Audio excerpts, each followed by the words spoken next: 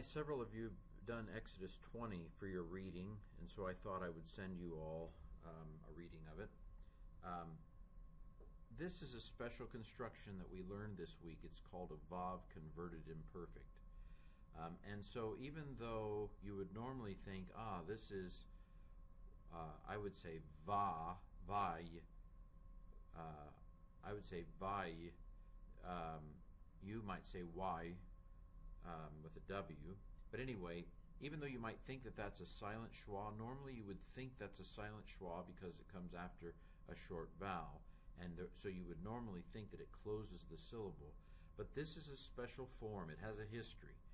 It goes way back beyond, Hebrew, really. Into, have you ever done Beowulf in Old English? This form has a history that goes back beyond the Hebrew, that of the Old Testament. So this is vaya. It's a vocal schwa, and I just know it. I know that this particular form, that's a vocal schwa. So, there are other reasons I know it, but I'll discipline myself. So vaya da bear, okay? Vaya da bear, or waya da bear if you're doing the W sound for that, okay? And he spoke. Lo, see the holum hiding up there? Elohim. And God spoke. 8. He spoke. This it doesn't have a direct translation. It basically says direct object coming. We'll learn about that, I think, tonight. Vayedaber Elohim 8 kol. Now that's a short O, not a long A. I know it because I know the word. It's kol. It's an O. I know it's an O word in the dictionary. And that makef there, that dash, it basically says that it's connected with the word that comes after it, which sucks the sound out of it. And so I know that's a short vowel because it has a dash connecting it to the word that follows. So that's a K. K-O-L. It's not a K long A-L. It's a kol. Elohim, God said, all ha-da-va-rim. Kol ha-da-va-rim. All the words. We're going to learn about plurals and the tonight, I believe. Ha-ele. All these words. That's the word for these. And see the on the front of both of these. We're going to learn about it. Visions of things to come. All these words, lemor. You'll see lemor so often in the Old Testament that you just learn that it means saying. It's a participle. So, and God spoke all these words, saying, let's go to verse 2. I won't go too long here. Anoki. That's the word, one of the words for I. Ani and Anaki both mean I. Anoki. See the holum up there? O. Anoki, Yahweh. I am the Lord, Eloheka, your God. I am the Lord your God. Asher, who. Asher means who or which or that. It's the relative pronoun in Hebrew.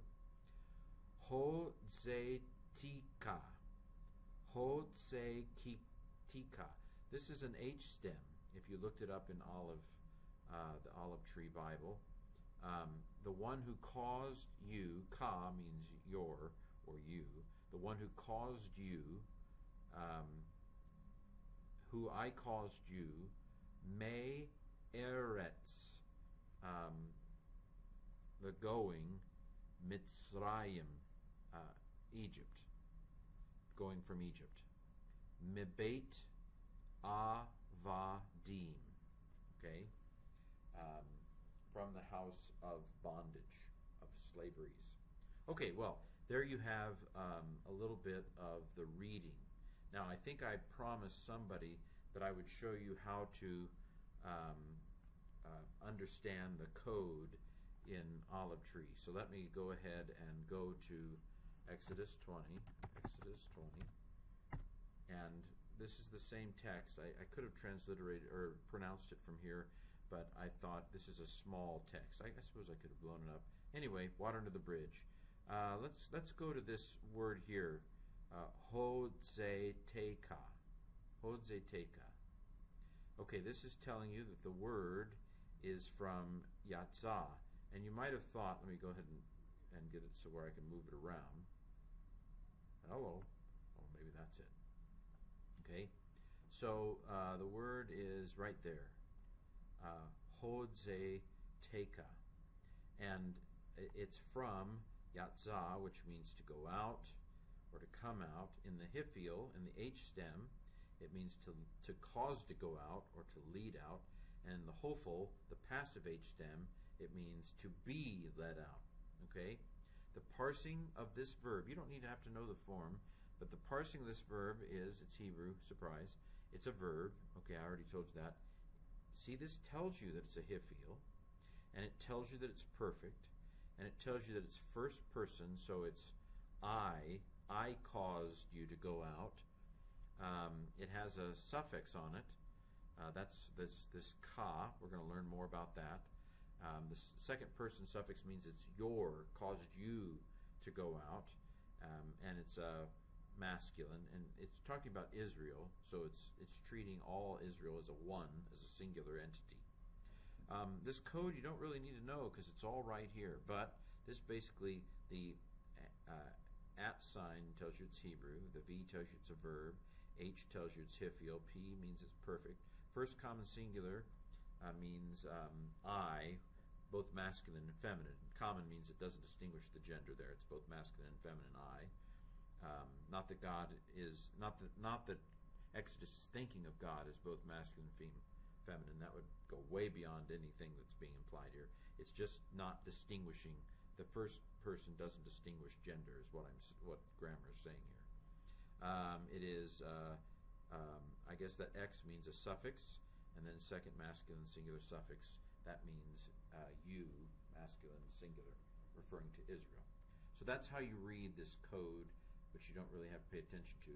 It's the parsing that you need to understand. And the translation was, I caused you to go out. The I comes from the fact that it's first person. Caused comes from the fact that it's H stem or Hifil. You comes from the suffix, which we'll learn about either tonight or next week. To go out is the basic meaning of it. Or you could have said, I led you out. You could have just used the Hifil definition right here.